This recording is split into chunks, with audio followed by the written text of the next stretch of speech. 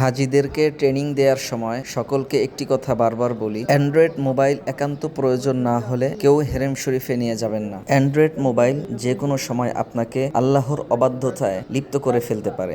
এটা অনেকেই বিশ্বাস করতে চান না, তাদের জন্য এই ভিডিওটি প্রমাণ হিসেবে পেশ করলাম। মনে রাখবেন, হেরেম শরীফে ভালো কাজের প্রতিদান যেরকম অনেক বেশি, গুনাহের প্রতিদানও কিন্তু তার চেয়ে অনেক কঠিন হয়ে থাকবে। আল্লাহর ঘরের পবিত্রতা রক্ষায় আমাদের উচিত অ্যান্ড্রয়েড মোবাইল সতর্কতার সাথে ব্যবহার করা। এই যে দেখেন, যখন আজান শুরু হয়ে গেল, আমি তাকে নিষেধ করলাম যেন মোবাইল না চালিয়ে আজানের উত্তর দেওয়া হয়। সে আমার উপরে এমন ভাবে রাগ করে তাকালেন, আমি তাকে তার স্ত্রীর থেকে অনেক দূরে সরে যেতে বললাম।